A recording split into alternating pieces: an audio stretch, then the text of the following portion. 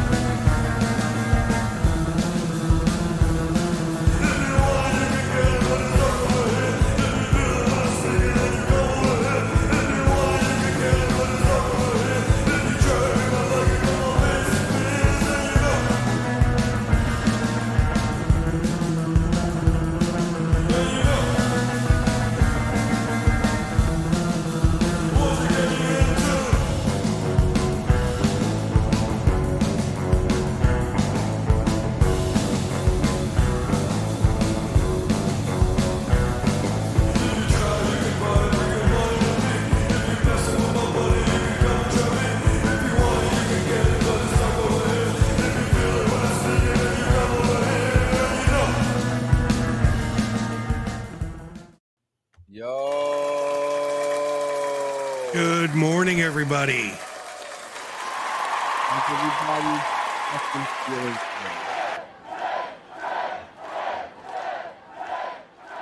Oh man, how you doing? Happy Sunday. We're doing the news today, man. We're doing the news today. We are. Today is a much more newsworthy day, right? Like we had a lot more news than events this week. Hey, Brandon Cleary, good to see you, buddy. Good to see you, man. Welcome. Yeah. How was your guys' week though? Pretty tame. Before I start talking about the week, I need to ask you something that just came to my thought that I wanted to ask you guys. Sure. You guys remember the movie Cannonball? Oh yeah. Cannonball Run? Yeah. You know that there's motherfuckers that really do that? Yeah. Oh yeah. That's how that movie. Oh yeah. Oh yeah, bro. That was like. Do you know what the world record is right now? I looked it up actually, believe it or not too long ago, but I do not remember what the actual. It's like less than a day, isn't it?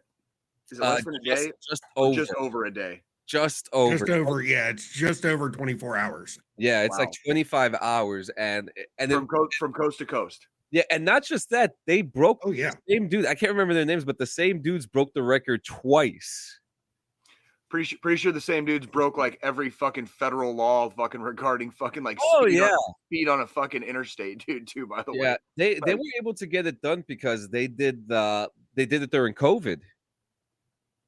Interesting. I still like, dude, 25 hours coast to coast. You're talking that's 3,000 miles. Like how many miles an hour is that? I think they said they were going anywhere between 130 and 190 for 3,000 miles. Yeah. Mm-hmm. First off, fuck those guys, but that's pretty cool.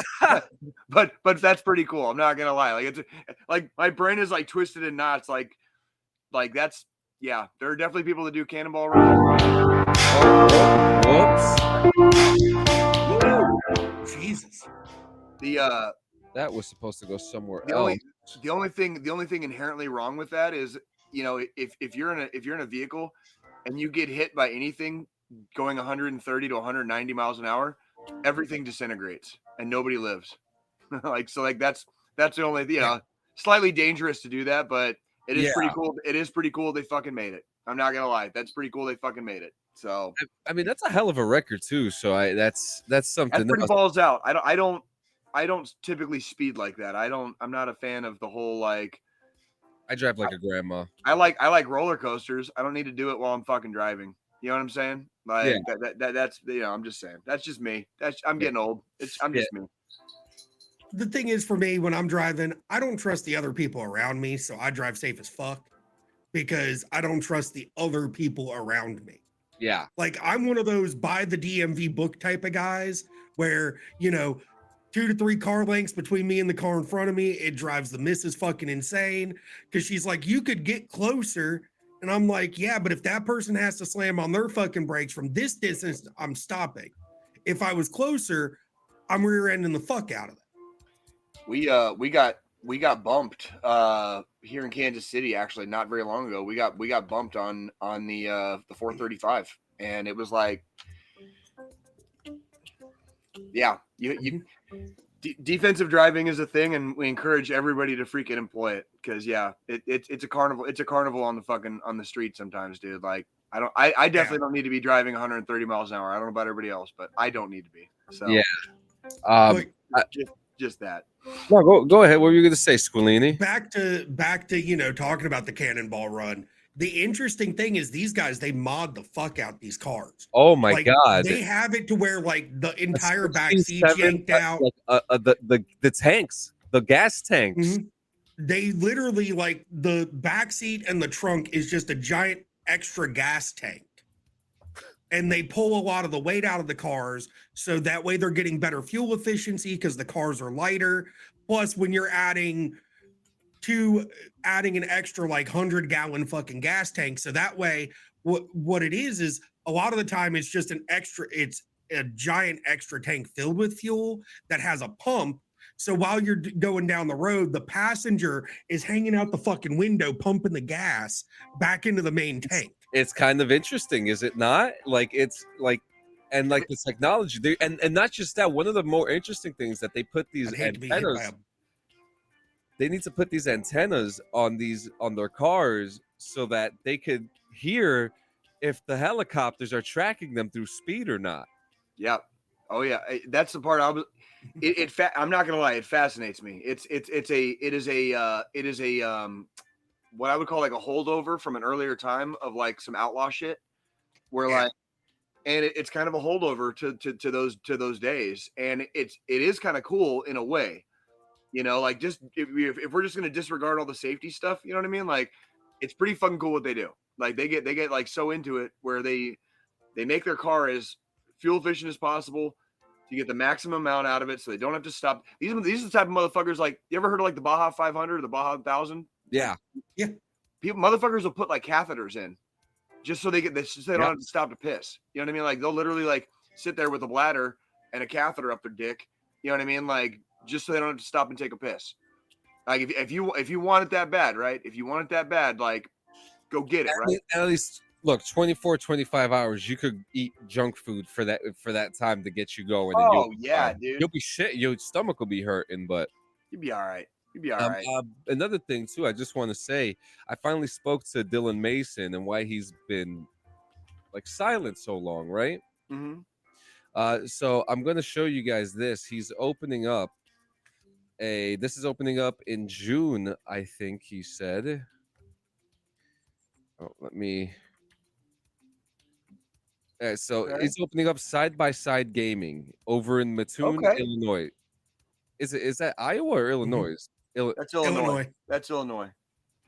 No, so there you go. There's Side by Side Gaming. That's awesome. This is from DD214 own Dylan Mason. He's been very quiet, but he's been working very hard to get this lounge opening up. That's awesome. Yep. That looks good for him. Dude, that is freaking awesome. Dylan Mason, dude. Like, congratulations. Dylan Mason for Mr. Dickhead. Good for him. Yeah. I kind of before you did, John, I kind of had a little knowledge this was happening. Yeah. And that's because he's reached out to me several times. Hey, what do you think about these computers? What do you think about these computers? And at first, when he first sent me the first message, I was like, for compared to what you have now, this is what I would suggest versus this. Nope. And then he kind of let me in on that he was opening a gaming lounge. So he was going to be ordering, in bulk gaming PCs to do this. I actually made him a banner for his company as well, too. Awesome. It's very nice to see him reaching out to the homies for, because we all want to go there, don't we? Hey man, anytime somebody reaches out, needs little assistance, that's what we're here for. We're You know gonna what I mean? have we're gonna Are have we- to are- do it. We're Is gonna have that to not do is an that not episode. what we do? Like, Yeah. We're gonna have to shoot an episode over there one day. That's what I'm saying, dude. Like, and it doesn't take much. It doesn't take much, when to give advice, to impart knowledge. If you have something to share, if you have something to discuss, and somebody's coming to you for words of wisdom or whatever, why would we hold on to that stuff? Why do we, like, we're not in the army anymore. Like, why are we gatekeeping, right? Why are we gatekeeping like anything? It's like, I want to see the homies fucking succeed. Yeah. I want to see everybody fucking happy and healthy. Oh, yeah. Why would I withhold information, right? Like, fucking A. Good job, Dylan. Fucking A. Man. So as far as my week, pretty tame week. I'm very upset though because Bamboozle's canceled.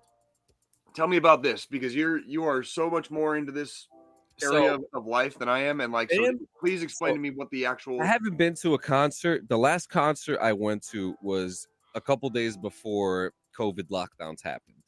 Oh, you still haven't been to one since?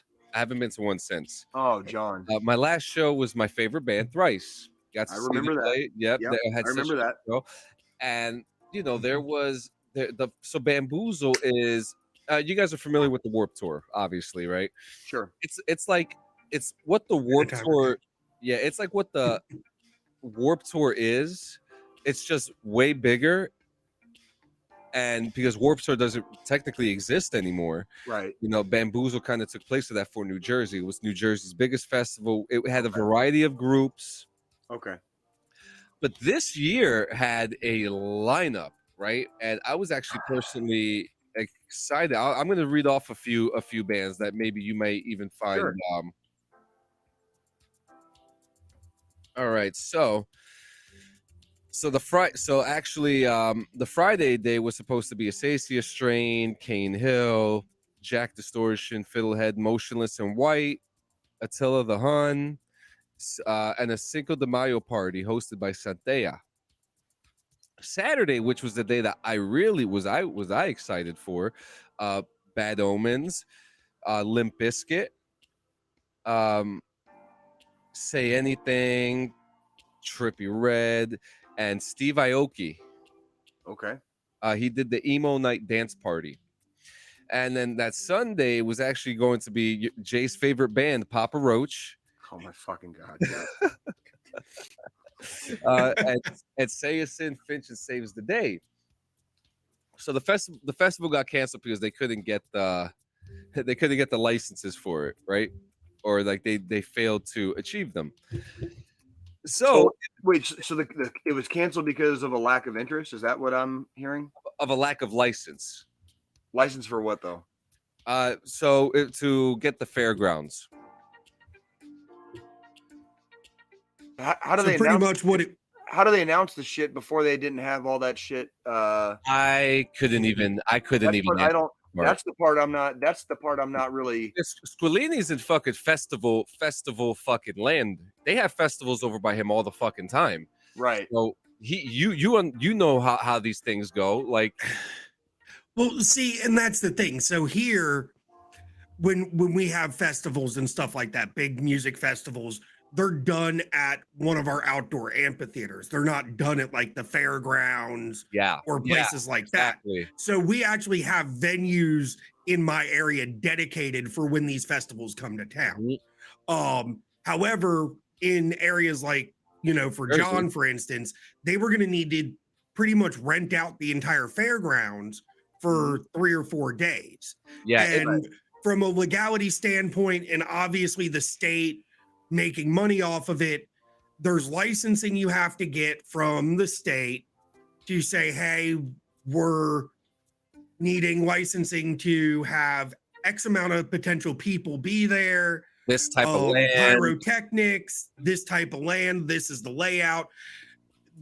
There's inspections that have to go into place when they set up the stages for these venues, all this different stuff.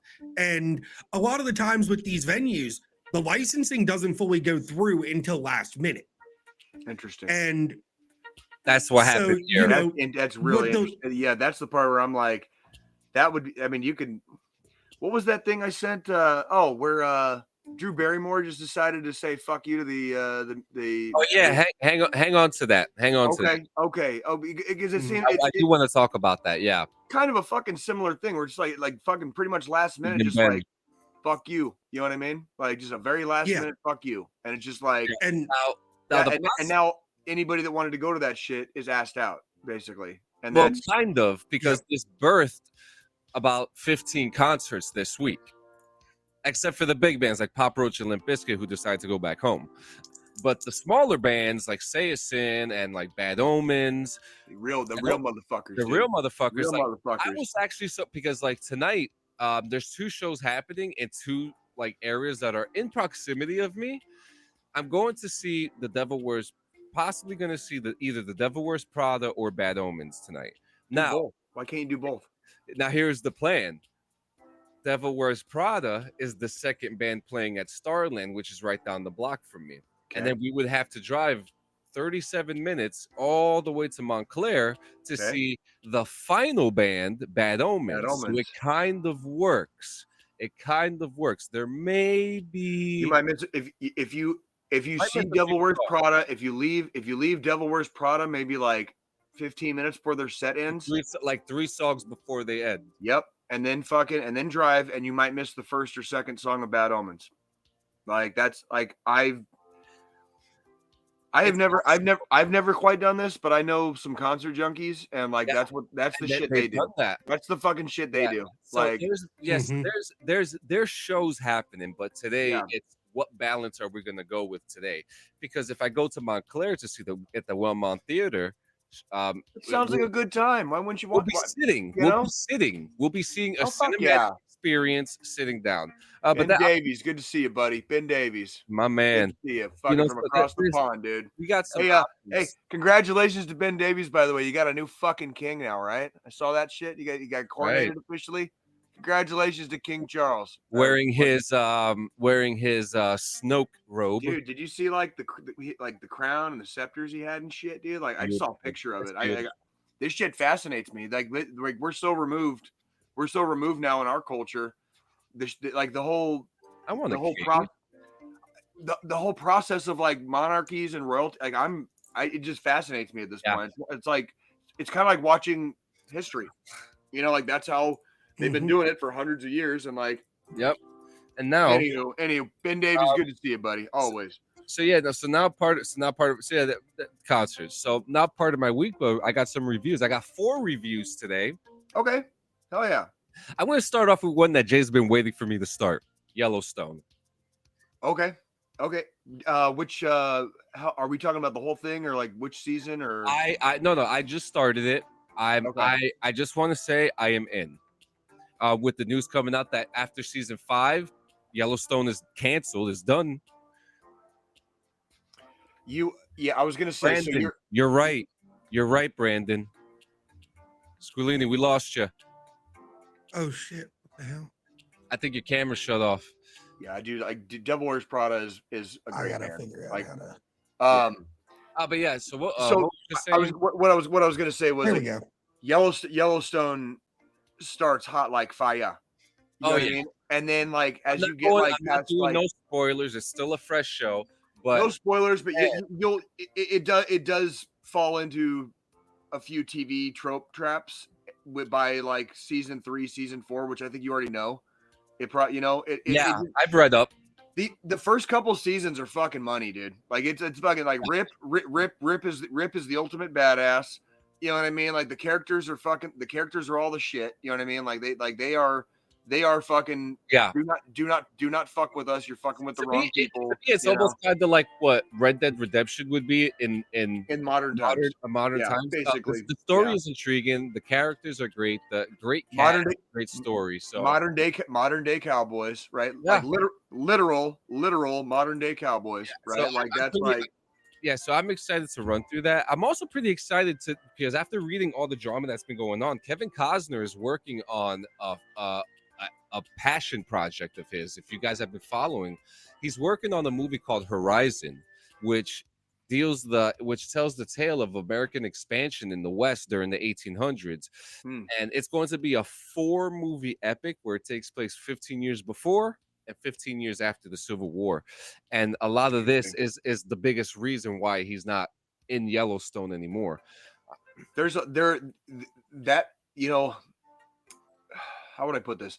That era of the United States, you know, the 1830 to like 1890, those 60 years. It's a very interesting era of time. And it didn't, you're talking about being within living memory. So like, you know, people that were born in 1820 and didn't die until 1910, you know what I mean? What they saw occur in that little span of time in the United States, it would be similar to like my great grandparents. My great grandparents were born, a couple were born in the 1890s, but most were born in the early 1900s, right?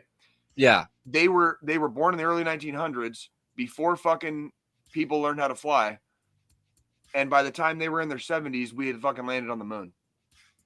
Yeah, you know what I'm saying?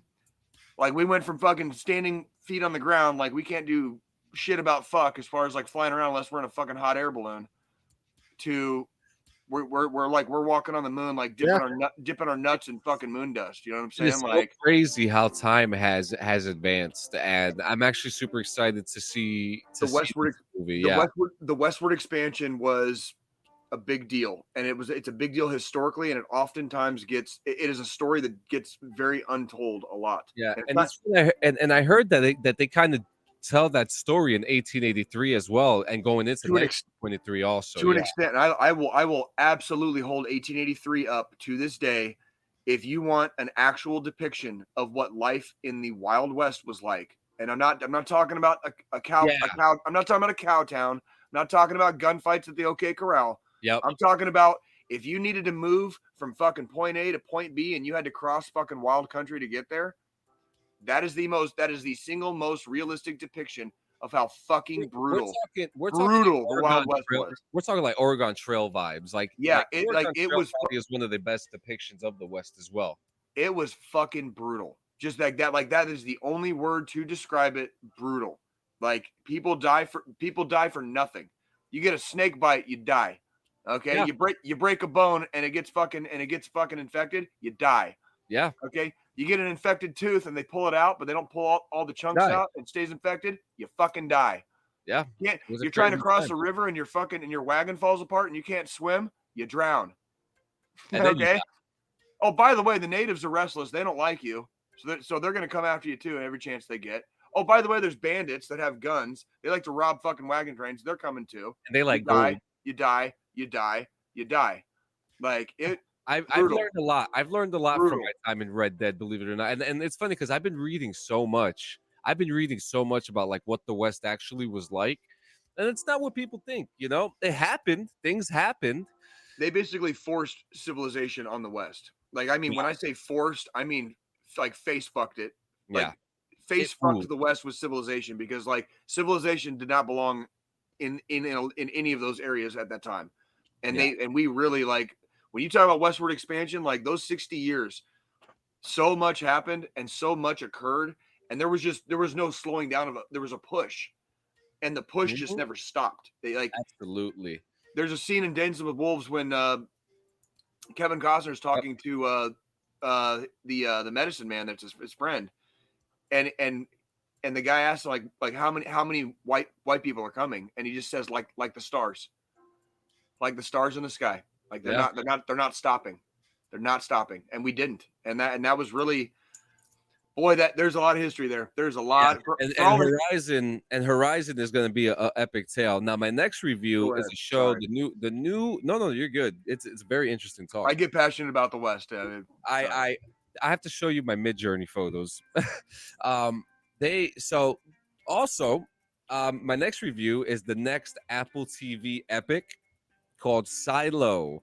It is a book, and the story takes place. We don't know what fucking year it is. We don't know what timeline we're in, but we know that there's a bunch of fucking people who are living inside of a silo who are stuck in there. And if you say the words, I want to get out, you're going to get out, but you're not coming back in. The people who are inside the silo are looking at screens that show outside, but outside looks post-apocalyptic and fucked up. But I think you guys know what the hell's going on here, right? Is it an experiment? I don't know. Oh, you're not done with it yet? No, it just started. It just started last. You said it's a book, or is it a show? It started off as a book, and now it's a show. Oh, I see. Okay. So you haven't read the book? No, but I've read the synopsis on it that there's actually a series of silos that are.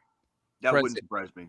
Yeah. So if this is an experiment, I'm not sure. We haven't gotten that far, but what I do know, and I think it's pretty obvious to know, that the outside world is not what they think it is. Yeah, of course. Yeah, it's that's a pretty Yeah, there's a lot of how do you say this? There's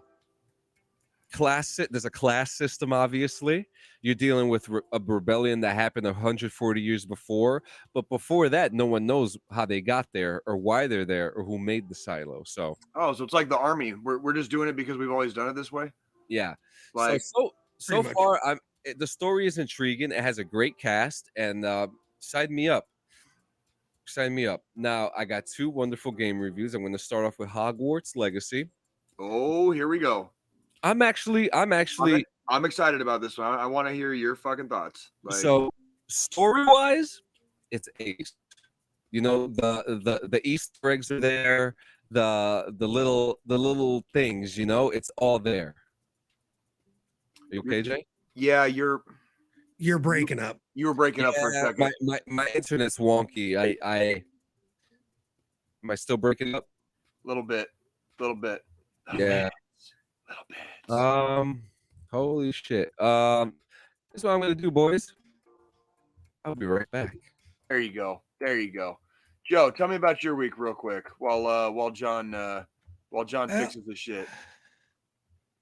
Let's see. I mean, week was typical week for me. Work and fucking streaming and working on some of my content. I think it was, what was it, Wednesday or Thursday? Tell me real quick, because for all the stuff that we plug on here, we oftentimes don't plug our own shit. And so I would like to hear a little bit more about what you do when you make content, and what games are you playing right now, and what gives you enjoyment and fulfillment when you're making content. Please tell us, because we never really plug ourselves per se. So I'm going to give you a shot to do that today. How about that? What do you tell me about making content and what it does for you, and what you're playing right now, Joe, please. So for me, the whole streaming and making content thing kind of came along with COVID. Shit shut down, couldn't go out, couldn't do anything, couldn't really go to the bar, hang out with people. Got bored, found yourself rapidly approaching middle age without a hobby, and just decided to get one. Got bored, just needed something to do, was, hanging out with a group of veteran buddies of mine. And we actually, it's kind of odd how it came to be me doing streaming, because it started out, I was using a MacBook Pro, and me and this group of guys, we were actually doing a Friday night podcast. Okay. And actually one of that group is kind of how I found DD214 and how this has come to be. But, it started out just me and a MacBook Pro. And then finally it was like, you know what? I'd like to do some gaming content. So Midnight actually sold me his old gaming PC. Okay. Midnight Moss. For $300 or some shit like that. Yeah. Very basic beginner PC. Could stream and play some really simple games like Fortnite and shit. I think the first 6 or 7 months I streamed, all I did was Fortnite. Nothing wrong with that. No, because it was fun. It was, we kind of just we'd get together every night as a group. We'd all launch into the game. I'd boot up my stream, and we'd fucking sit there and fuck around and shit on little fucking kids that thought they were hot shit. And then from there, it kind of turned into what it is now for me, which is, fuck, I mean, my initial streaming setup with all the equipment, what fucking John, really, dude? What he came in chat. Oh, I'm got OMG, I'm such a fan. But that's hilarious. You know, the initial setup I had a old webcam that was sitting in a fucking drawer collecting dust. I went out, I got the I had the PC for midnight.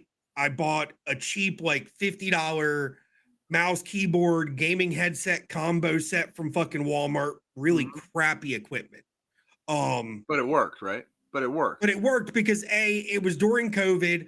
I had just left my job at Apple to try to start my own business because it was kind of like stuff started opening back up, but it wasn't open enough to really go out and enjoy doing things. I remember. We're like, we can go to the drive-thru and get some fucking food, and we can go sit at the park, but we really can't do anything outside of that. Yeah. That's about it. So, you know, I'd quit my full-time job with Apple, was starting up my own company. First couple months of the business were great, and then shit kind of just teetered off. So, you know, I was streaming on an extreme fucking budget. Like, I maybe had $50 a month to spend on something. Sure. Shoestring budget, and now you're building fucking PCs. Yeah. I mean, and then last year, August of last year was when I upgraded from the computer that Midnight sold me to the PC I have now. My lovely fiance actually paid and bought all the parts for me to put it together myself. No way. Really? She did that? Yeah. Oh my God. Fucking A.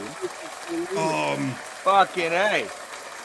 So, you know, big shout out to her for supporting it to that extent, because I mean, she spent about $2,000 just on parts for me to build a computer. I think Nikki would fucking shoot me in the face if I asked her for fucking 2 G's, dude. Like, she would just be like, nope, you're done. Bink. Like, I didn't actually. That's the thing is, I didn't ask her for the money to do this. She just was like, hey, was like, hey, you know, I know your computer's getting a little outdated. You're having issues. It was more she got tired of hearing me complain about the problems I was having with the computer I had. I think I'm going to start complaining about like the problems I'm having with my weapons, and then like maybe I'll get more, right? Like, so, and it's just kind of it's a hobby, but at the same time, it's kind of a passion project for me. Sure, absolutely. As far as content now, like I've upgraded from, I was just purely doing PC games. Now I've started, now I'm currently doing a series on my channel with The Legend of Zelda. Cool. Yeah, I remember you talking about that last week. Yeah. So I finally completed Breath of the Wild this coming up Friday. Well, actually, I'm really shocked. So I pre-ordered the next Zelda game, and on Thursday I get a call from my GameStop saying, hey, just a reminder, drinking some good old Guinness Extra Stout. I don't mean to interrupt. I discovered this week 12 ounces of Guinness Extra Stout only has 10 more calories per 12 ounces than fucking Modelo. No more piss beer for Jay, dude. I'm fucking done with that shit, dude. I go to the fucking gym several times a week. I can fucking work it off. Like, fuck that shit. No more fucking piss beer, dude. I'm done with piss beer, dude. Done.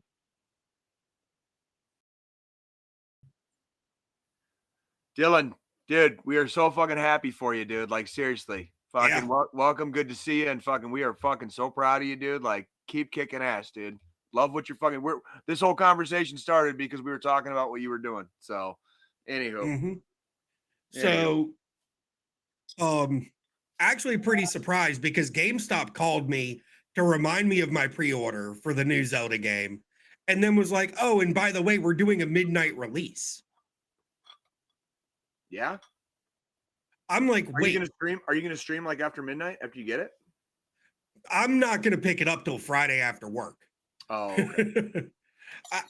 I've got adult things to do also. So no, you don't. Just stop. No, we're gonna live in Never Never Land forever, guys. Like, can we not? But outside of that, I've got something I'm gonna show here. I mean, this week, outside of my content doing that stuff, yesterday we actually this one. Joe Spellini joined. Actually, nice. Another one of my hobbies is grilling and smoking and barbecuing. Yeah. So, a lot of the times on weekends we'll do like a pork shoulder or something like that. Well, this weekend we decided, us and the neighbors and stuff, we decided we were going to do some beer can chickens. Fucking A. No, I only have one question.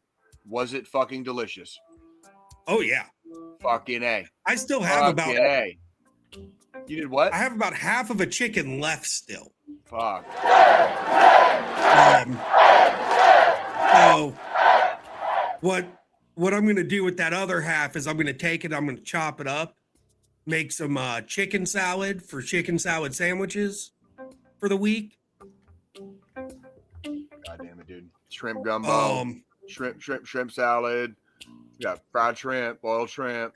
Like I might not be a smart man, but I do know what good barbecue is. So I mean, there's that, and then also my other toy, I just upgraded. Look at that. I just upgraded from a traditional webcam to using an actual mirrorless DSLR camera as my webcam. So what that does is it literally, it's multi-purpose because I can take that, I can do like day in the life vlogs, and record videos to put like on YouTube and shit. Mm-hmm. And then also it gives me better camera quality when I'm streaming or even here. I mean, I actually went back and looked right before we started this episode. I pulled up one of our past episodes, and you can see a huge difference in the camera quality from this camera, which is the Elgato Facecam. Amazing webcam. I actually have two of these because I have one hooked up to my work computer for when I have to be in video meetings, because of the quality of the webcam itself.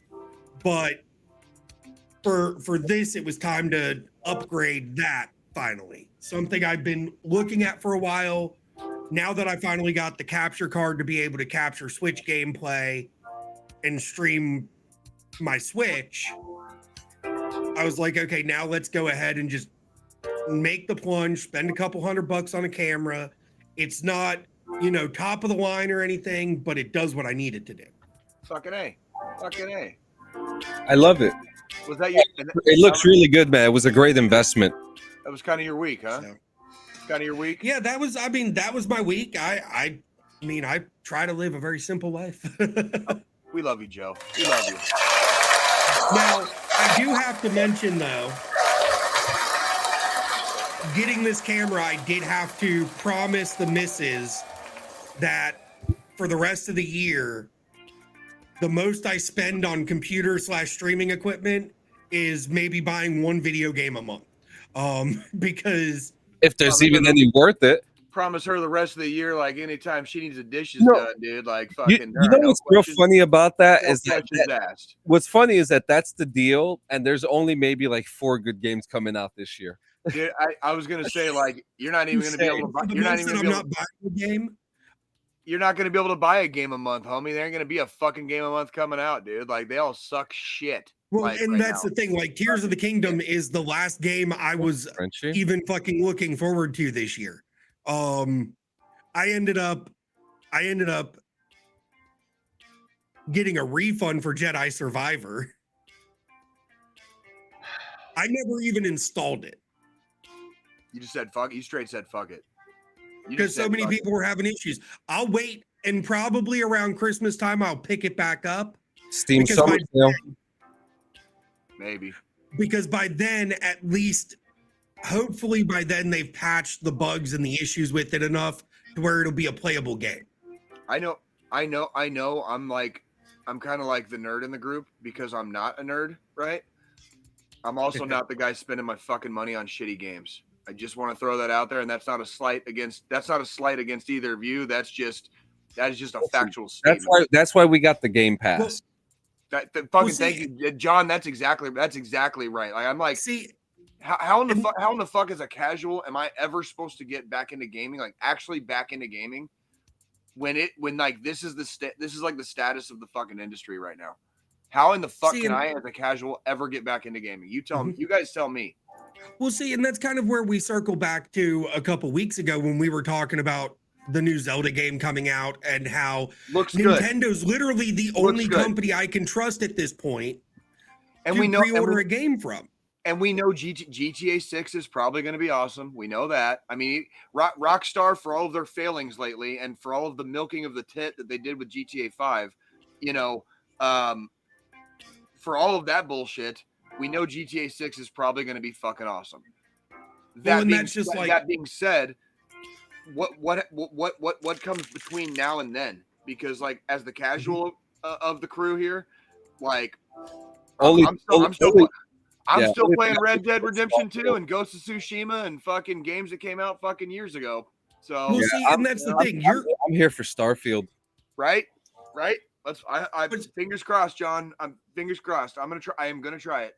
And if it actually does, and they don't lie to us, and it actually does come out on Game Pass, I will be right there with you side by side. It's not a lie. Yeah. It's coming on Game Pass. They said that. They said Game Pass a couple times with a couple of games. Jay, this is a Microsoft owned. I know. Anything that Microsoft comes out with, it goes straight to the Game Pass.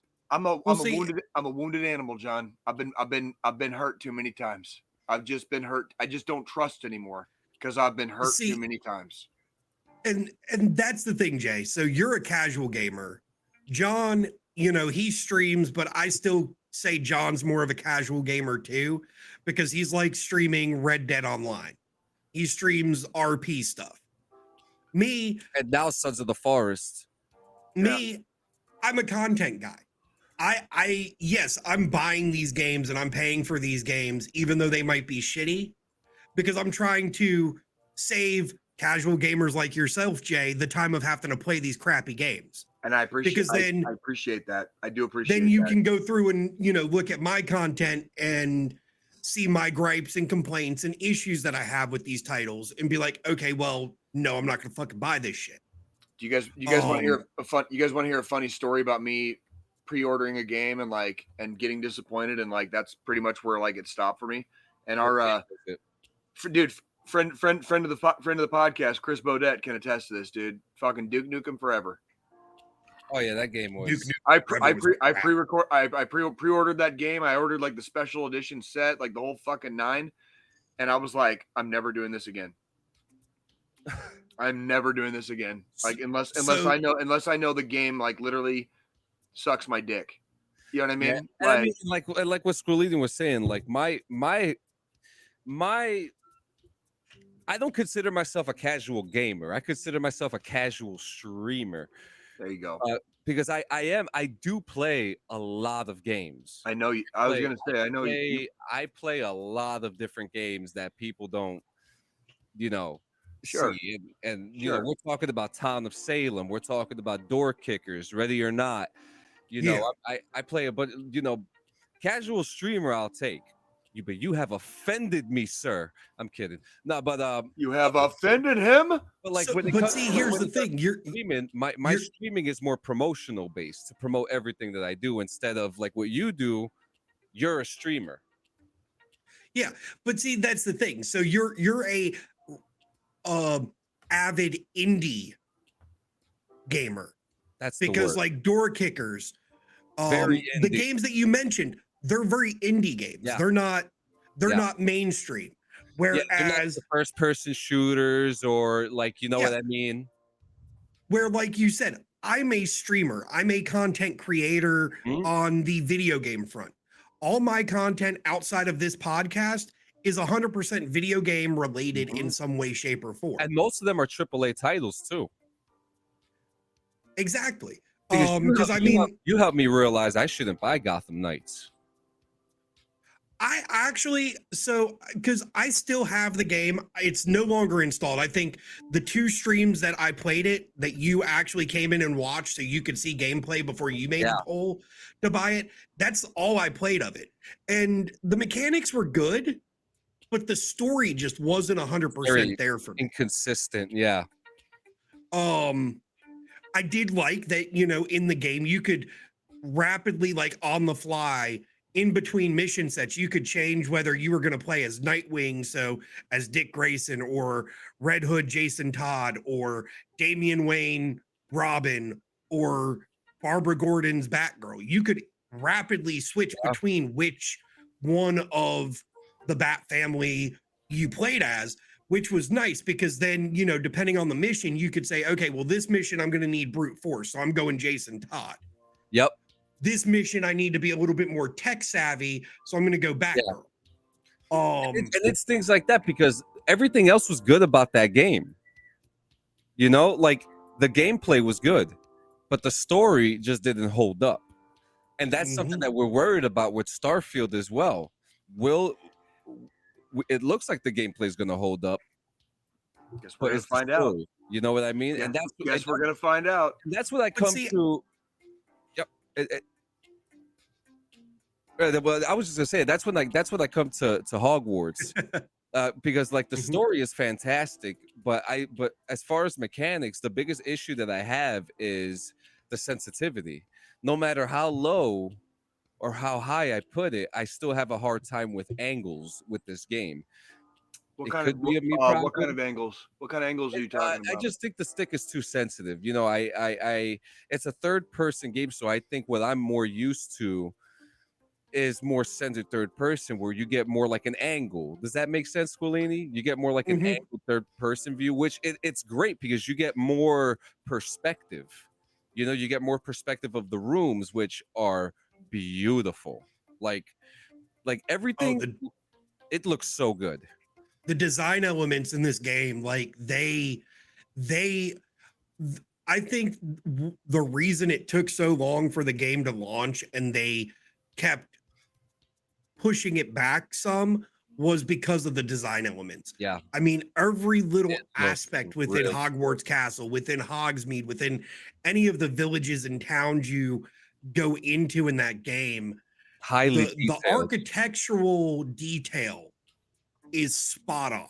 And the map is huge. Like the world map itself, it's fucking huge. And I'm highly impressed. Gameplay, it's magnificent. I mean, it's so cool. You're just blasting dudes with magic, and blasting motherfuckers with magic. Yeah, I only had one issue of dropped frames, which is neither here nor there. That was during a cinematic. That was expected, to be honest with you. But dude, the game is fantastic, and I'm gonna take back a couple things that I said about this game that I didn't think this game would last. But something that my wife kind of brought to me, like, this game is very vast. This is going to be at least a 3 to 5 year game. They're gonna pound this out the way that it needs to be. I'm highly impressed, and for Harry Potter fans, I mean, play it. This is a go. This is a go. The history's there, the mechanics are there, the action is there, and I'm just excited to see what else you can do. And plus, Tom Felton has just been confirmed to do something with the game soon. So I don't know what that is, though. That's one of the things that I will say with this game is that there's plenty of opportunities for actual worth it DLC content. Yeah. Added on mission packs, added on storylines. instead of doing a sequel to where it's the next year after this snafu, DLC that's the following year, because this story takes place during the main character's fifth year. It's his first year at Hogwarts, but he's technically a fifth year student. So at the end of this game, like the main story, there's still a lot of stuff to explore. Yeah, stuff. I still haven't 100% at everything.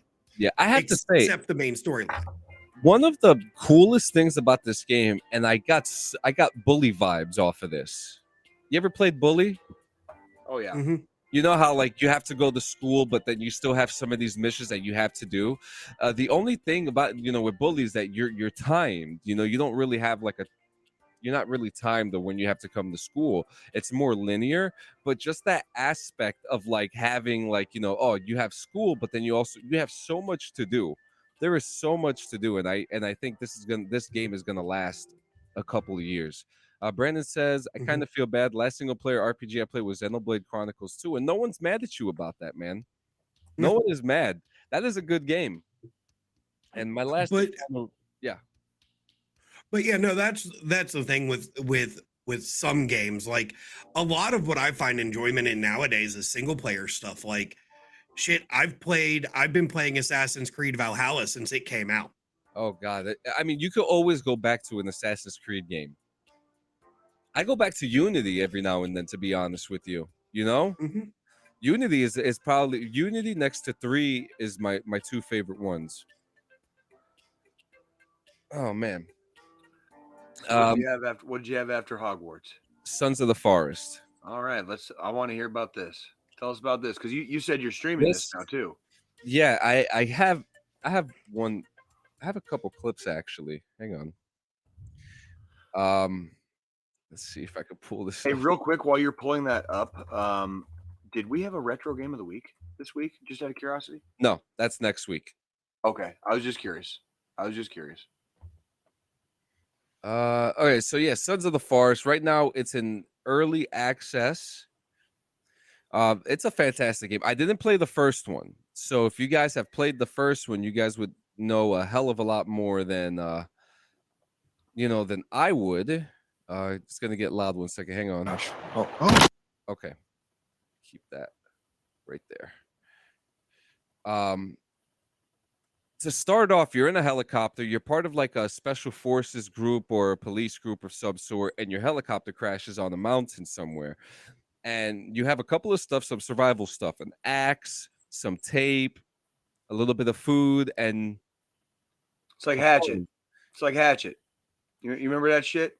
Call of the Wild, fucking, like the kid fucking. Oh yeah. You remember Hatchet? Did you read Hatchet when you were a kid? The crashes in the fucking forest with his fucking in the plane, and he in a lake and some shit. And he has to survive.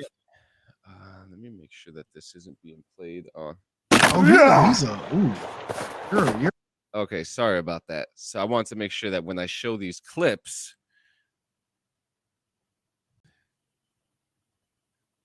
Got it?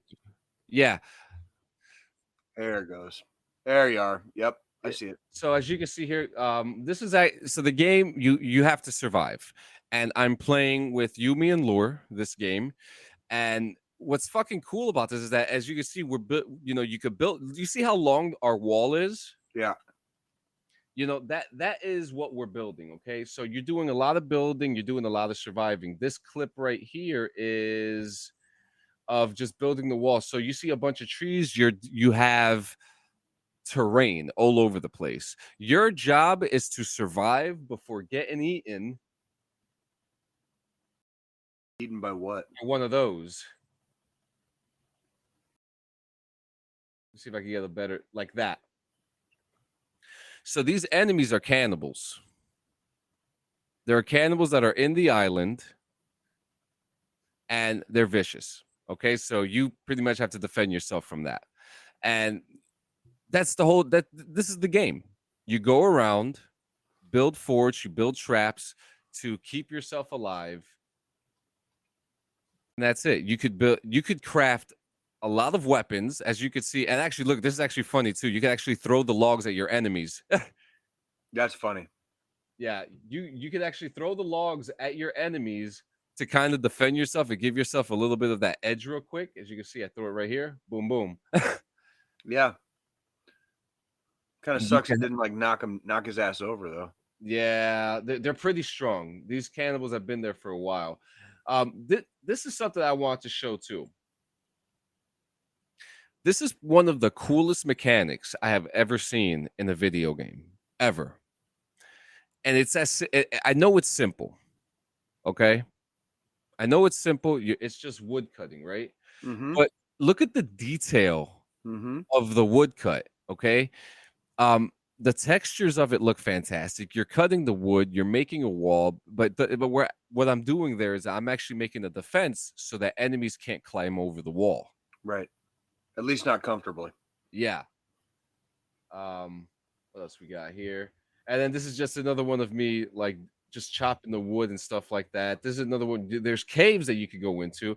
And this is interesting too, because see what I have in my hand here? It's like a hatchet. It's a lighter. Well, we got the hatchet here. You can get up to like 3. Oh, in your left hand. I'm sorry. I apologize. So you get this lighter, so it gets pretty. Yeah, he really did sidestep that log, Brandon. You're right, Jay. Don't let your enemies get comfortable. And you get these equipment. You have on the left side the lighter, and the lighter you could use it to light fires, cook your food. And here's another trick if you're playing this, if you get food and it becomes moldy and you cook it again, it becomes safe to eat. You can eat berries to pretty much live or die, right? But I have a clip here. I found the crucifix, right? And I'm screaming out, may the power of Christ compel you. And what's funny here is, you want to see an epic fail, guys? Sure. Here you guys go. I'm about to throw a bomb. Power of Christ compels. So throw a Molotov at it. Okay, gotcha. Clean, this is all you, baby. You've been waiting for this moment. You've waited your whole life for this. And you still didn't light it. God. Wow. No. Epic fucking fail. I didn't even light the goddamn Molotov. Throw a Molotov at it. He tosses the fucking Molotov, doesn't light the motherfucker at all. It's funny too, because like the cross is a weapon. There's enemies called demons in certain places, and they actually burn them alive. So I get to walk around with the cross and burn people. But yeah, I mean the game is actually a hit. It's best to play with your buddies. There's a lot of cool things in there. There's actually a story to it. You find a bunch of papers and stuff that have information of what went on in the island and who's there and whatnot. But there's a lot of cannibals, and I have to say, man, this is probably one of the funnest games I've ever played in a long, long time. Cool. Well, I look forward to the actual official release then. That sounds like So it is coming to console. I don't think there is a date. I'll definitely rock this with you. Sons of the Forest console release. Oh, they say possibly around October. Okay. What would you on the 10-inch scale so far? What would you give Sons of the Forest? So that is an interesting question, because you are just walking around. Once you build your fort and explore, what do you do after that? Right. You know what I mean? Like, I expect there's going to be DLC. I expect there's going to be stuff, but right now that was No Man's Sky. I tried to get a No Man's Sky, and I pretty much dropped it like within fucking 2 to 3 hours of gameplay. I was like, is this the whole game? Because I'm out. Like, I'm good. That's the big question. This is early release. We know there's going to be DLC. We know there's going to be expansions, updates, and whatnot. But what happens after that? Oh, it happens. Squillini's face. Squillini just like, and then he goes black. Squillini went dark. That was so funny. I But saw but that. yeah, with saying that, I mean, you really think about what happens after that. When you play with your friends, you could be there for hours. Oh, he's sepia. Oh, he's switching it.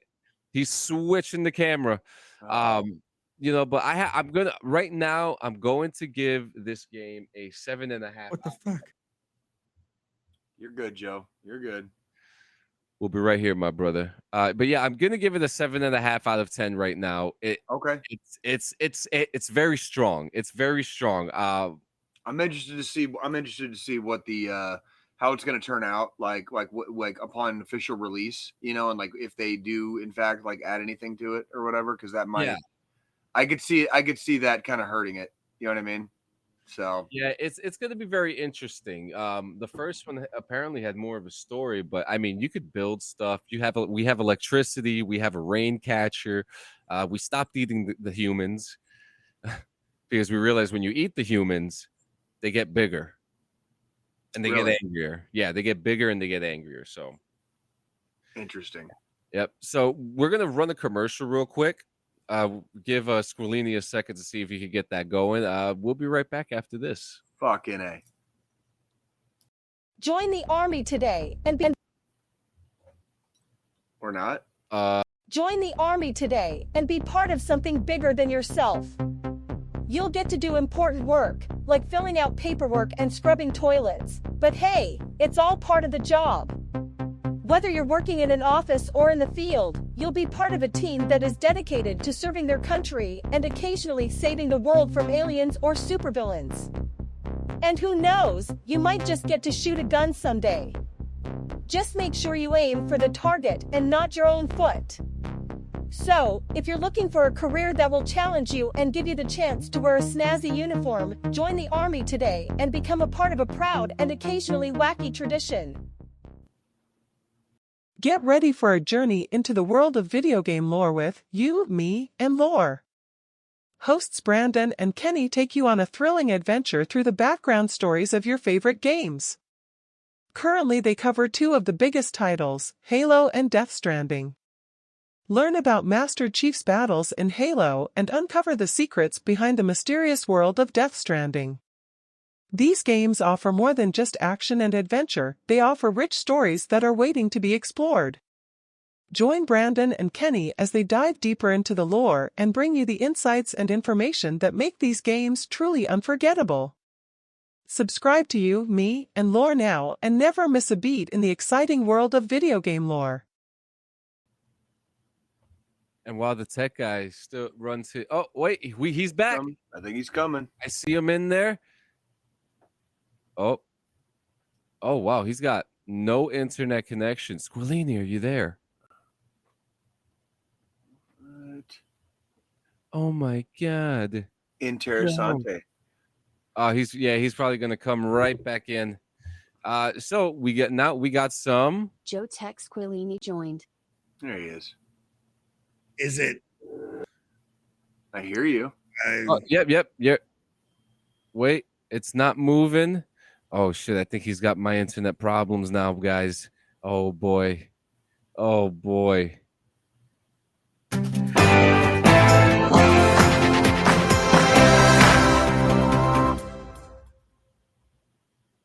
Right on. I thought that would have done it. I thought that would have done it. Maybe if I try. All right. Oh, wait. Sorry, John.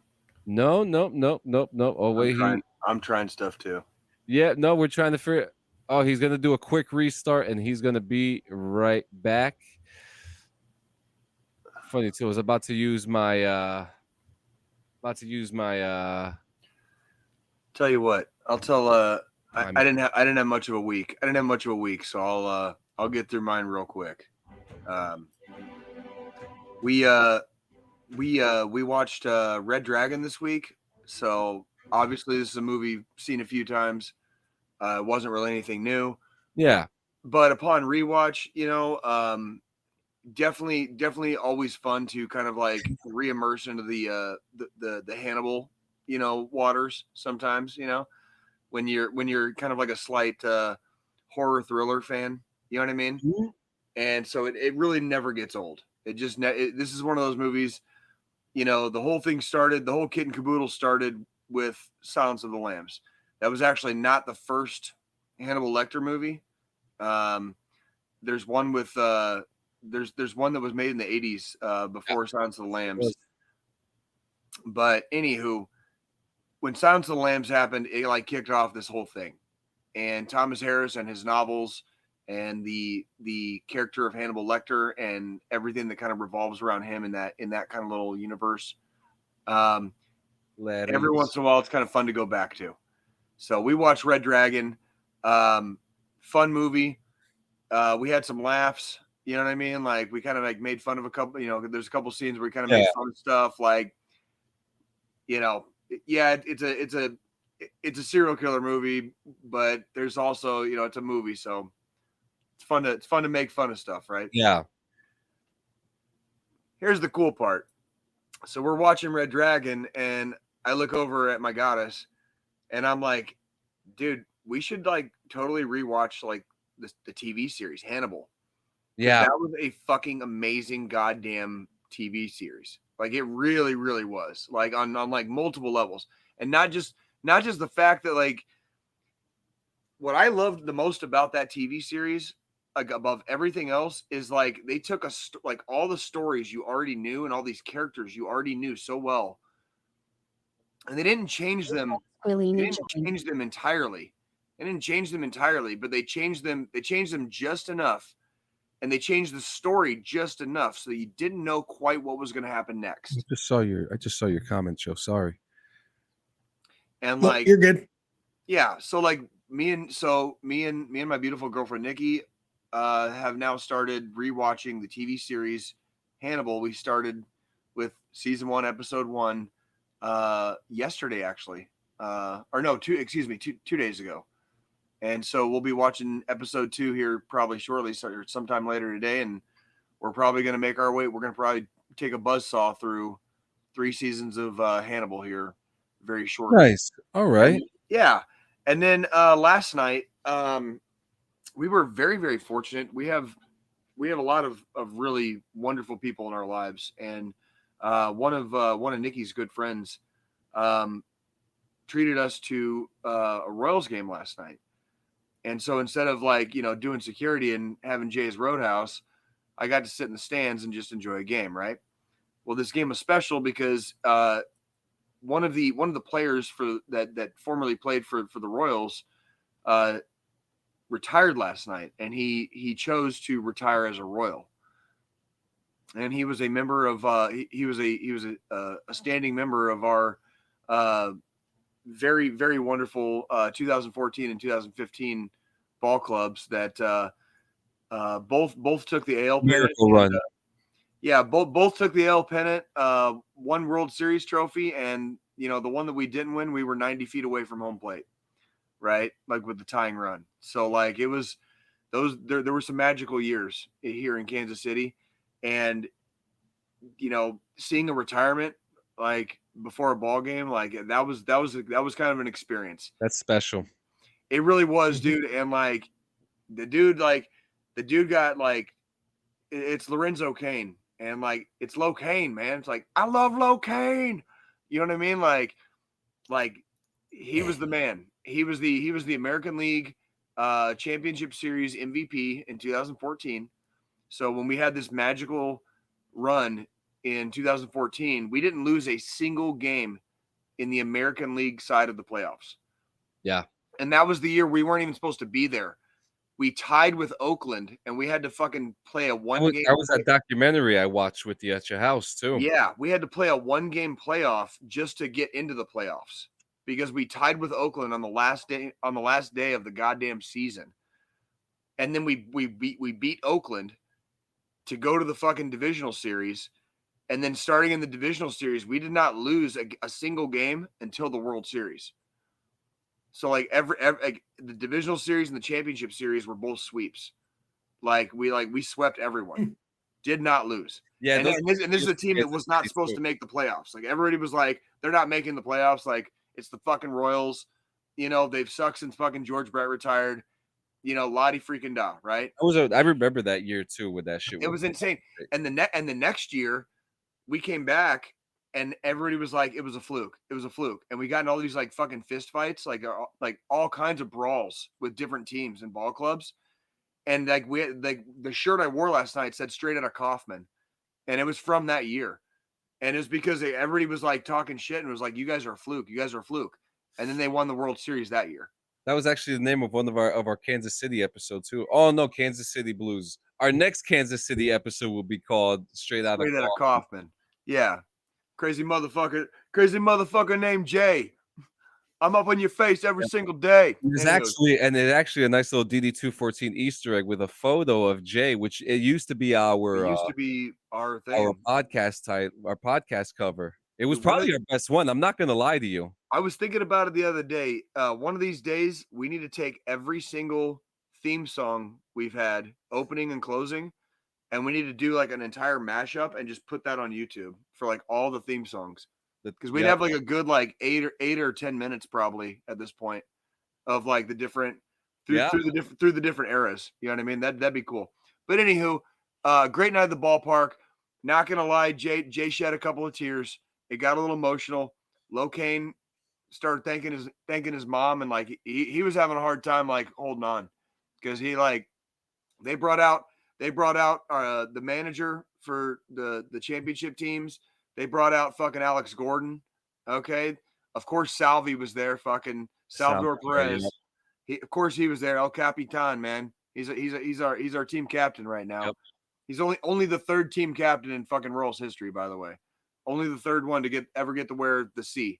Yeah, like, and he got that. So anywho, great night at the ballpark, but really didn't do much this week. We're gonna rewatch Hannibal, the TV series, and we went to a ball game last night, and it was a great night to go. We had a good time. What do we got for news, John? Oh, so we got wrong button. Oh. And we're here now live with DD214 Gaming News. In gaming news, Fortnite is now an Olympic esport. Right. Fortnite will be featured in this year's Olympic esports series as part of an international shooting sport federation.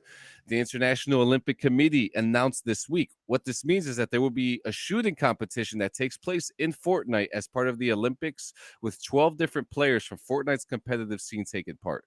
It's a first for Fortnite, but the event itself probably isn't going to play out how you'd expect, given that this isn't actually going to be a battle royale competition and will instead play out on an island created for this occasion. The shooting competition in Fortnite will be just that, a shooting competition. Now, the last man standing match. The IOC announced this week that the esport event will take place on a special international shooting sport federation island that's been built for the game.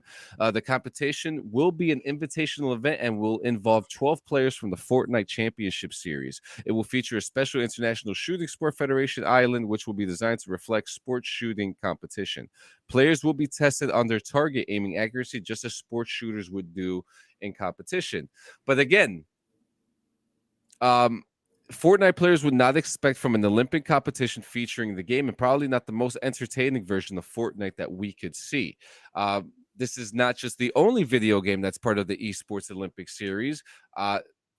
Fortnite will join archery with Tic Tac Bow, baseball with WSBC eBaseball Power Pros, chess.com, cycling through Zwift, dance sport from Just Dance, motorsport with Gran Turismo 7, sailing, virtual regatta, taekwondo with virtual taekwondo, and tennis with Tennis Clash in the Olympic Esports Series taking place in Singapore's Suntec Center from June 22nd to June 25th.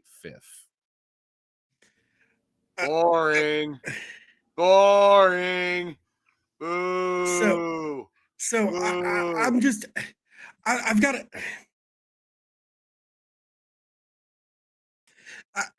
some of that makes my head hurt. It's weird. I can see I can see some of the games like chess, like virtual chess.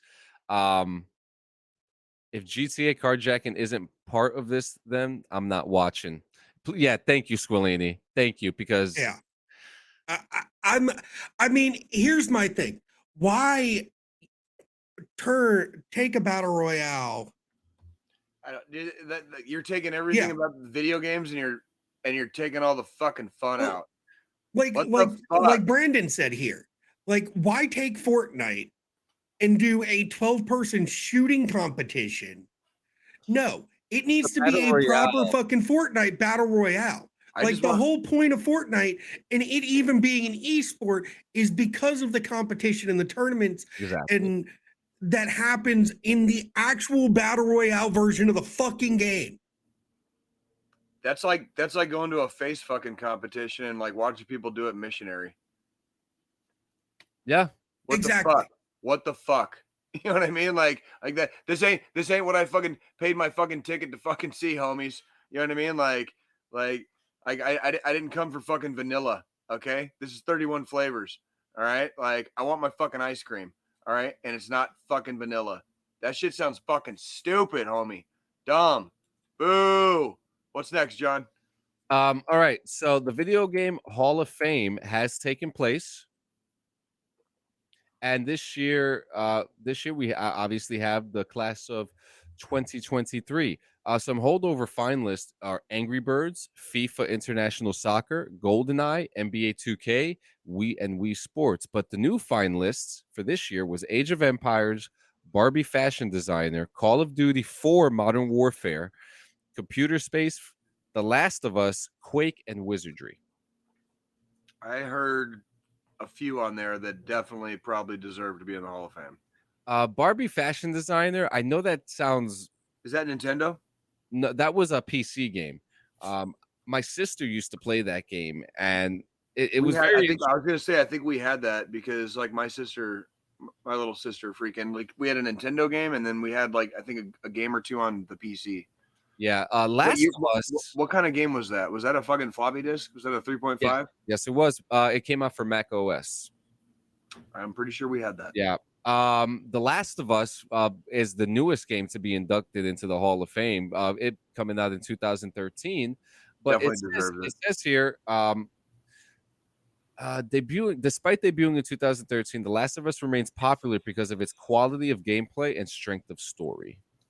I 100% agree that one should be in the all-time gaming Hall of Fame. Like that is a great. Yep. I never played it. I watched Chris Bodette, friend of the fucking podcast, play it. Yeah, and I didn't need to play it to enjoy it. Does that make sense? Yeah, and that's like that. Based on that alone, like that game belongs there. You know what I mean? Yeah. Wii Sports is in particular is one of the best-selling video games of all time. The software helped to make the Wii platform a massive success for Nintendo. Some gamers might not even be familiar with Computer Space, but the game is considered to be the first commercial video game ever released. And that was in 1971. And then Barbie Fashion Designer was the game that was recognized for proving that there was a market for games directly targeted towards females. Girls. Yep. Absolutely. 100%. Yeah, I mean that's really good. Let me take a look if there's any breaking news. Actually, I do have one last news. Have you guys seen the trailer for Gran Turismo? Yes, we watched it last week. No, that was the teaser. If you miss a I don't know if I have then. All right. Well, I'm gonna show you the last gaming news of today. This is the trailer for Gran Turismo, and it seems like they actually have a story to tell. And the movie is actually a true story. So let's fucking check this out. I hope you guys enjoy it. Let's check it out. How do I full screen this bitch? Oh, do it. No balls. Bet you won't do it. Bet you won't full screen it. I just did. If you miss a line in the game, you reset. You miss it on the track, you could die. Who do you think the best driver is? Probably Rory. I would dust him in a lap. Jan, all you do is play video games with some crazy dreams of racing cars. Dad, you're the one that told us to always do something we love. You know what racing cars cost? Look around. It's not our world, son. What is this? It's a contest.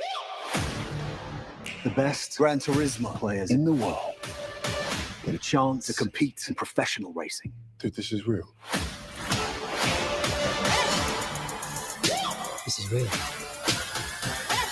I'm sorry. You really think you're going to take a kid who plays video games in their bedroom, you're going to strap them to a 200-mile-an-hour rocket? It'll tear them to pieces. You can hate me now. It's not going to work. The guys who race are elite athletes. But I won't stop now. Your kids are scrawny little gamer kids. Well, that's where you come in. Come on, let's go. Cause I can't stop now. Must be a new experience for you, moving your legs. You puked on my lawn. There's no turning back now. When you're in a race, the cockpit is going to be 140 degrees Fahrenheit. The G-forces will be twice what an astronaut experiences upon liftoff. I can't see anything. Hey, you get extra points for that in the game? Jesus Christ. I had to hustle hard, never give up. This whole thing is insane. But out of the couch surfing nerds that you sent me, he is the best one. He made it. Yes! Welcome to Team This End. You can hate me now. What's next? It's Major Leagues. The other drivers are going to hate you. Whoopsie. Dude, what is your problem? It's part of the game. It's called racing. But I won't stop now. If you miss a line in the game, you reset. You miss it on the track, you could die. You can hate me now. But I won't stop now. I know this track. Because I can't stop now. I've raced it 1,000 times. That's what I'm talking about. You can hate me now. But I won't stop now. So my first thing was the total Sergeant Major comment from fucking David Harbour's character with the whole "you just puked on my fucking lawn." Yeah, Like that was 100% some shit fucking Sergeant Major would have said. Oh yeah. Is it not? yeah. That I saw you chuckle at that. I was like, oh, he's chuckling. I have to say, that looks like a movie I'd fucking watch. I would pay to see that movie. They found a way to get a video game and do a story about it, a correct story, a true story at that. I mean, I'm gonna look up this guy, Jan Martinborough. That's fucking awesome. It's actually kind of incredible. This is actually a great story. It's just a good. It's a good story. Like, like everything that to come from nothing, and then to make it onto a scene that, like, in any other timeline you would have had no chance at breaking through. You know what I mean? Yeah. What does it say, John? Oh yeah, so it's a true story. I just lost it. Spoiler alert! You just saw the next news story. But this is the race car driver right here. He was part of the GT Academy, the Gran Turismo Academy. Yeah, he's been competing since 2011 and is still competing to this day as one of the best race car drivers. Has he won? Has one win. That's okay, but he won. And now they got a movie coming out with him. Yeah, there's a movie made about his life, and he won. He won it. He won one. You know, we've had a lot of video game movies, but this one is like that one. This one feels better. This one feels better. This one isn't just a video game movie though, because you gotta look at the details behind it. So yes, it's related to the Gran Turismo game. Yes, the main character is someone who played the fucking game, dreamt of becoming a race car driver, got into the fucking GT Academy, and went from probably being one of the best Gran Turismo players out there to actually being to his dream of racing a real fucking car happening. Yeah, and it's actually interesting. The GT Academy is quite interesting. The moment that I pulled up the website, I had curiosity just struck me. I mean, look at that. Yeah. So I mean, I think I actually want to learn more about this and if we could get some more information, I'm going to do some deep dives and learn about this because I'd love to talk to It's a very somebody. curious concept, like starting with video games and then making the transition into real life. Remember when we were watching the some of the VR footage, or it looked like VR footage of that game with where you were like clearing rooms and shit. Yeah. You know Oh what I yeah. mean? And it was like, I was like, you just do that in VR. You know what I mean? Like that's functionally like you're Training. You're basically training yourself. Yeah, you're putting yourself in training scenarios. That's really that's what a lot of it is. You know, a lot of in the infantry, a lot of what we do is just fucking repetition. We're just we're doing the same moves. We're making the same plays. You know, it's like a football team. You make the same plays. You make the same moves. You learn how to do a certain thing a certain way because that's the way it works the best overall, right? Like by virtue of odds, right? By virtue of the odds. Anywho, and so like to transition, racing from video games to real life, it's a fascinating concept, and now there's a movie about it. So like, yeah, looking forward to it. Fantastic. In other news, Yellowstone creator Taylor Sheridan's next project takes on the military's Lioness program. During the wars in Iraq and Afghanistan, insurgents began exploiting the cultural sensitivities around the male U.S. troops searching local women. Women became a loophole for smuggling and other terrorist activities. This is all public record. To mitigate this threat, the Marine Corps Task Force Lioness, teams of female Marines who did what men could not. Yeah, teams, female engagement teams. The effort worked. The Marine Corps and Army began to employ Lioness teams to deter insurgents from using women in their attacks. And in real life, these women became known as female engagement teams. In a new show from Yellowstone creator Taylor Sheridan, it looks like the Lionesses are going to do more than engage a female population. It's called Special Ops Lioness. The Paramount Plus spy thriller stars Zoe Saldana and Nicole Kidman. Check it out. It's going to be coming soon. Paramount Plus. I hope it's better than The Covenant. Next news: murdered or missing. The Army stands up a cold case unit to tackle unsolved crimes. There we go. Okay. The Army labeled Private Gregory Weller Morales as a deserter. Remember that? He went missing in 2020. His remains were found a year later, buried in a grassy field near a grocery outside of Fort Hood.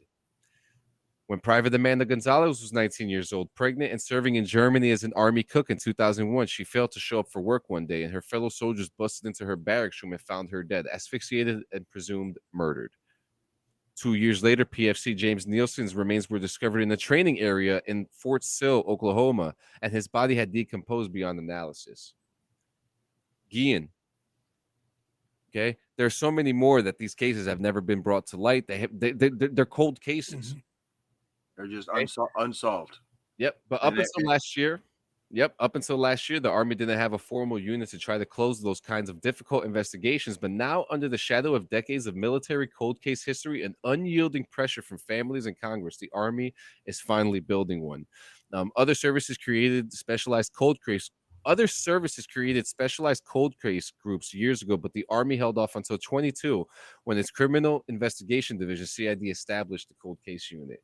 This is a big move. Squillini, your camera shut off again. Yeah.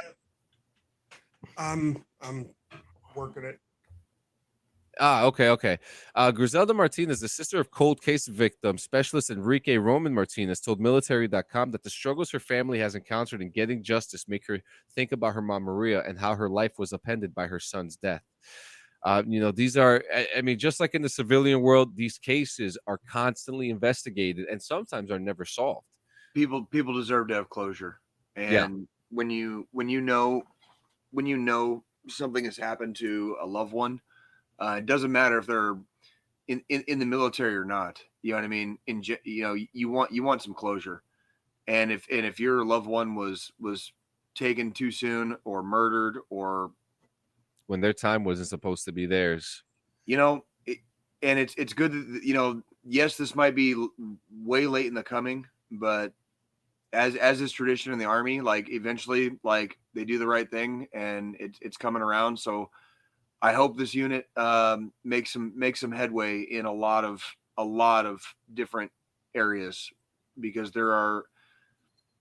I've heard stories I've heard stories. You know, some are older, from bygone eras, and some are from GWAT. Like, and we're talking like me and John and Joe were probably like walking in the same places as some real bad people that did some real bad things, and as of right now, they've gotten away with it, and they need they need to be brought to justice, whoever they are. Absolutely. You know, somebody always knows something. Somebody always knows something. Absolutely. And a lot of I think the elephant in the room is, and what we really truly all know is, for a lot of these cases, the perpetrators were within the ranks. Yep. And that's the real shitty part. You know, like I don't like talking about some of the bad guys I've served with, but I have served with some bad people that are currently in jail for doing bad shit. You know what I mean? Like, and it's a stain on the uniform. It's a stain on the service. You know what I mean? It's a stain on what we do. What we do is important. It's important not only for our country, it's important for the world. Yes, absolutely. And when we have people that stain it, it makes all of us look bad. So it's, you know, good for the Army that they are finally going to start trying to take care of some of the stains. Absolutely. And I have another article here, and it's going to lead into our next video here real quick. We're almost done, guys. All right. We're almost done. You're good. You're good. Army expects to miss its recruiting goal this year. Now, guys, we're about to show you a recruiting video. Do me a favor. We're not going to get into the reasons why the commercial's not coming out. If you read the news, you know what's going on. We're not going to give our opinions on that. This is a scrubbed U.S. Army ad starring Jonathan Majors that's not going to make it on the TV. And I want to talk about the emotion that you get. The reaction? Watch this. Yeah. Okay.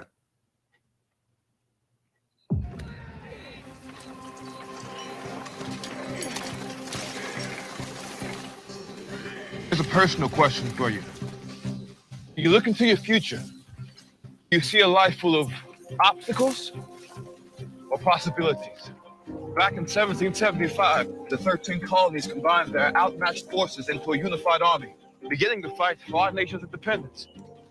And that was the first obstacle. The Army made history by overcoming the insurmountable. But history is never over. The obstacles kept coming, one after the other, after the other. And the Army made history again and again, pushing back from the brink of disaster and grasping victory from hopeless odds, getting bigger, smarter, and stronger. Army football wins the championship again. The Army transformed the lives of the millions within its ranks and the character of its country. If you see obstacles ahead of you, take a closer look at this force that's been overcoming them for almost 250 years. Where you can draw strength from those beside you and make your history.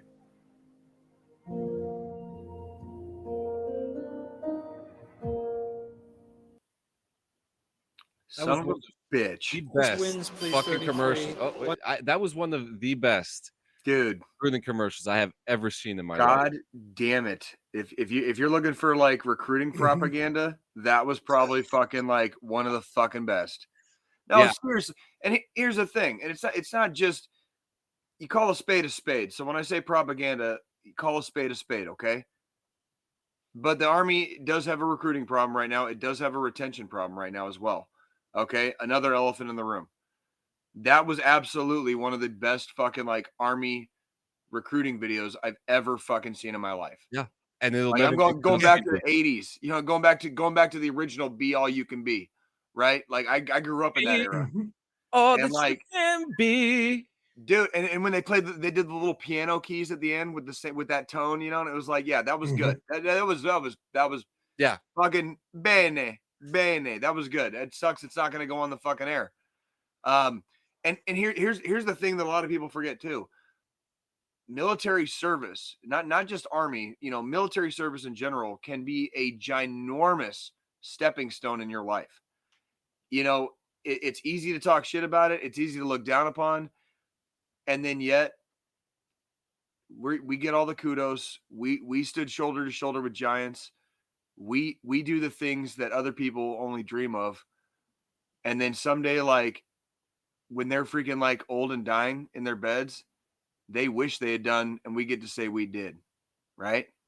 Yes. And like that's the part. And then when we get out, we've got benefits and stuff coming to us when we get out by virtue of our service, right? Like that, it could be such a major stepping stone in your life. It's not all that bad. It's not always that bad. Yeah. You don't have to fucking be a grunt. You don't have to kick indoors.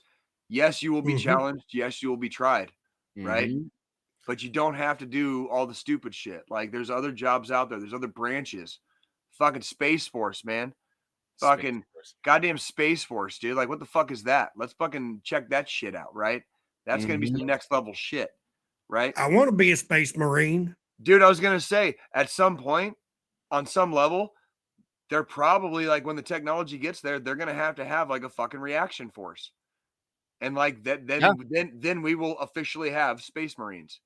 Star Wars, baby. I'm just saying, homies.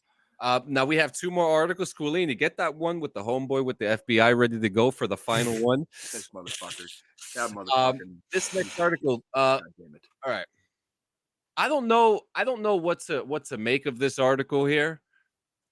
A Marine veteran was sentenced to 30 years for killing his stepfather with an atomic wedgie. What? Yeah. What? It's all fun and an games. atomic wedgie, like like when you. Yeah. How do you die from an atomic wedgie? So there's like what does the autopsy read? Like did he rip his anus in half? Like it's been so the article states that there was trouble between these two fellows, how the stepfather was a bully, and how God damn it. This Marine veteran wanted to embarrass the shit. He intentionally wanted to embarrass the shit out of him by giving him an atomic wedgie. Okay. And it turned out that he died from it. It killed him shortly after. But the autopsy, did he have a heart attack? Was he in pain? It doesn't say, but it does. It says here. Plot twist. The underwear band was pulled all the way around to the man's neck, strangling him. So that's that. God damn it. Yeah, so there was way more to that. I just found that. But the autopsy did reveal I guess it was on purpose then. Yeah. That's why he's got 30 fucking years. The autopsy revealed that the altercation may have been more than a simple fist fight, but the prosecution in the case. Oh, you think that St. Clair, the man who passed away, suffered head wounds that would have killed the man anyway, may not have been strangled by the atomic wedgie, but that the crime scene looked more like an equal brawl. But yeah. Wow. So. Wow. I mean, one of the last things I want in my obituary was choked out by underwear. By an underwear band. Just throwing that out there. This is one of the so I started to kind of like feel bad for the veteran until because there was the intent to embarrass him. Accidents happen, but then the underwear band sounds like a murder. His neck. That just sounds like a murder. That sounds like murder. Yeah, like that's a murder, and we're gonna embarrass him like by atomic wedging. Like he got it around his neck, underwear around the neck, from the waist. That's Okay, that's a lot of strength. Yeah. It takes a lot of strength to do that. You have to like really try hard. Like yeah. And in our final news, death by atomic wedge. Yeah. So I'm going to handle this one. Please do.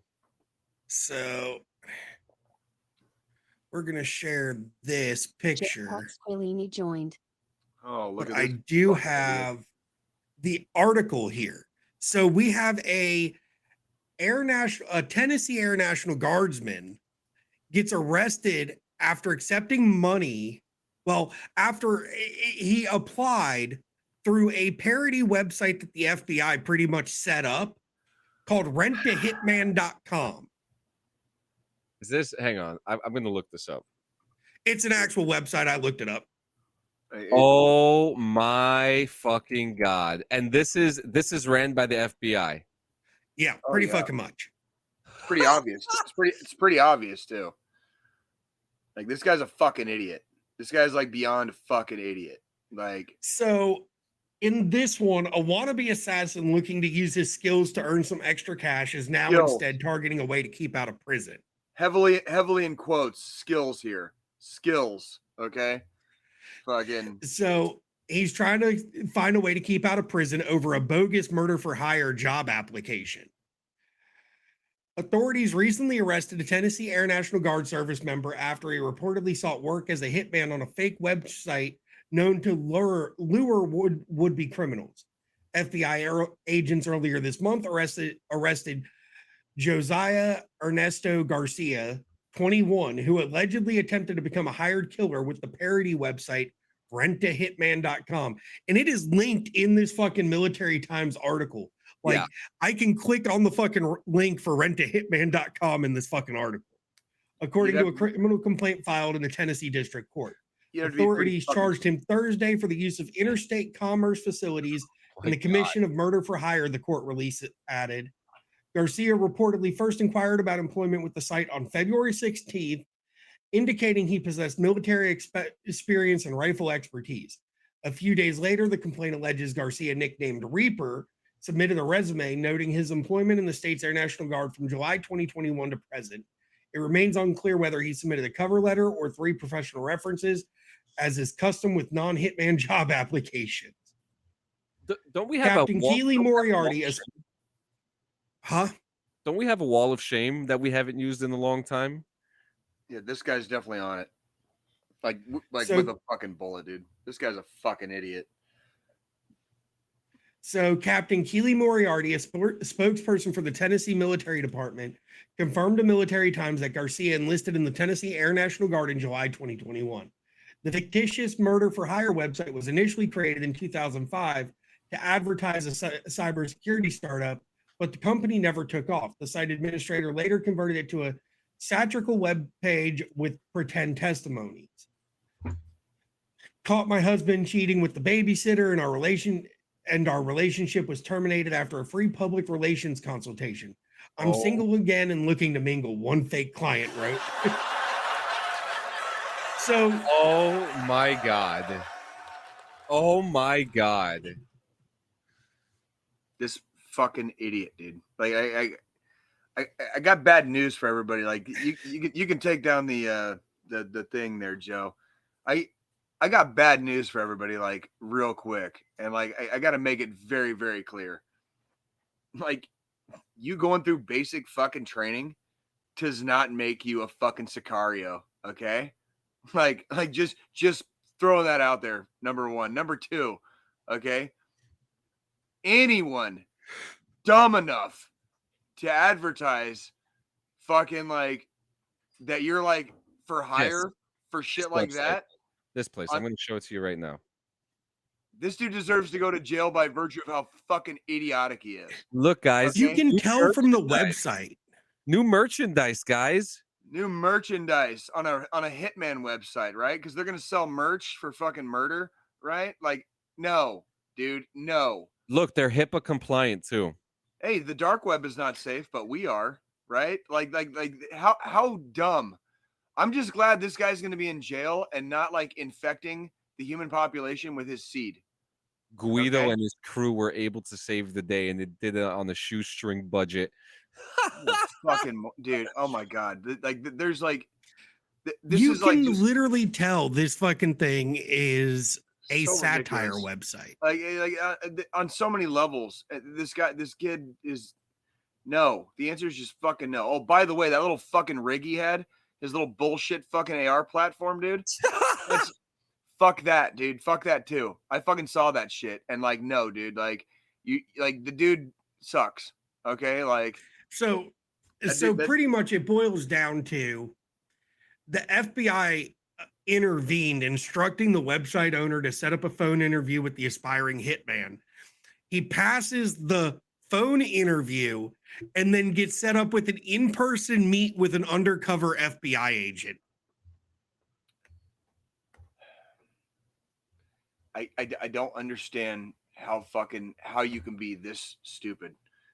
And like and on top of that, like you're posing yourself, you're putting yourself out there as a killer. Like, why? No, you're not. Sure about that? There's a little Sure about there's that? a little bit more here too. So apparently in the interview, Garcia also reportedly said he would be comfortable with taking fingers or ears as trophy or performing torture at a client's request. Wow, he's got some problems. Enjoy prison, fuckface, and we're glad you're never gonna fucking procreate. Fuck you. Or serve in our army ever again. Fucking fuck you, you piece of shit. Oh no, the reason he did this was he was looking for a stable job due to having a child on the way. Well, he'll be paying for that in court residuals. Yeah, now his kid's gonna pay for the fucking rest of his kid's life. We have some stupid motherfuckers in our military, don't we? I don't fucking get it, dude. We have stupid motherfuckers in our military. Like sometimes, you know, you get some real dirt bags here and there. Well, look, I'm just gonna say let's end the show on a positive note. Please, happy birthday to Mike Murphy, the great, happy birthday, the legend, the man, Mike Murphy. Okay, Mike fucking Murphy, dude. You all know what the fuck he's done. I processed that at the same MEPS that he did. Mike fucking Murphy. And every time I walk past his like little shrine that they have over at Fort Hamilton, it's just like, wow. You know, it's like you get chills, and I've always looked up to Mike Murphy, and the biggest reason why I love being in the military. Happy birthday, Mike Murphy! Fucking A, dude. No, and if anybody else has got the birthday, shout it out right now. You know, we're gonna start doing. We used to do the birthday shout outs. We're gonna start doing that again. Probably should. Wouldn't be a bad idea. Wouldn't be a bad idea. We still care about you guys. I swear. We're just busy. We're like your parents. We're just fucking busy all the fucking time. Yeah. Okay. So yeah, guys. Who's got the final thought? Crap. I don't know. Who is it this week? I'll take it. Go ahead. I'll take it. Look, the summer's here. Spring is here. We're coming into summer. I have to tell myself this every day. Go outside. Go outside. Okay, just like you guys said earlier, I have anxiety going to this concert tonight. But you said that may be the best reason to go. Okay? Oh yeah. 100%. It is okay to be a hermit.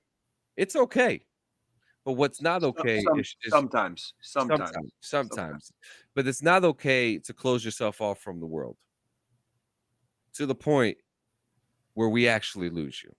We get the cloud, and sometimes we get that cloud, we don't want to eat, we don't want to drink, we don't want to take our vitamins or our supplements or whatever's needed to keep us alive, because depression hits us, and it fucking hits. Don't let it be you. Don't let it be you. If you are alone and you don't want to take a walk outside, and you get anxiety being, going like with big crowds, big crowds is a thing. If you feel alone, if you feel like you have no one to talk to, the National Suicide Hotline is available at star 988. Star 988. And the phone number is 1-800-273-8255. 1-800-273-TALK. The weather is getting beautiful, and weather affects your mental health. This, I'm not going to get into the science of it, but, look at Seattle. The suicide rate in Seattle is high because of weather. I don't want to say entirely because of weather, but there is a factor that weather will come in and affect your moods as well. Vitamin D. You need sunlight. Yes, you need sunlight. Okay, sunlight's good. Go outside. Even sit in front of your house for a few minutes. Smoke a cigarette or something. Walk around the block.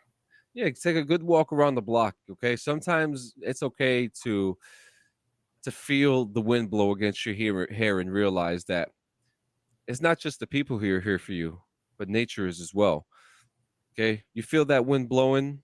All you need is 1 second, and you feel all right. I took a walk around the block the other day, and I felt like $100. It was like, you know. Oh yeah. Do it 1 o'clock in the morning, 2 o'clock in the morning, 9 o'clock. It's time to start putting some miles on your feet. Get them calluses going again. You know, guys, the pandemic is over. Okay, have fun. Okay, you live once. Live that one life the way that you would want to live it, not under anybody else's standards. Okay, I turned 35 in less than 2 weeks, and I keep on thinking about what have I done and what I'm going to do and where I'm going to be. you're doing just fine. Because I know I'm going to make it to at least 60, baby. There you go. And I want to see you guys there. I want to see you guys, all of you, at my 60th birthday party. So, guys, from DD214 Gaming to you, we love you. Thank you so much. Happy birthday to whoever celebrated. Anniversaries. Enjoy your anniversaries. Enjoy your weddings. If you got married yesterday, congratulations. If you had, I hope the sex was fucking amazing. Fucking A. Fucking A. I hope the sex before was amazing and after, whoever it was with. Absolutely. Absolutely. Yeah. So, hey, if you guys have anything else to say? Man, I just want everybody to have a good week, dude. Everybody have a good week. Final formation, dude. Fucking 168 hours, dude. Fucking, we'll be back, dude. We'll be back, and you will too. So come back and see us. How about that? Until next time. All right, guys. Until next time, everybody. Shaky salute.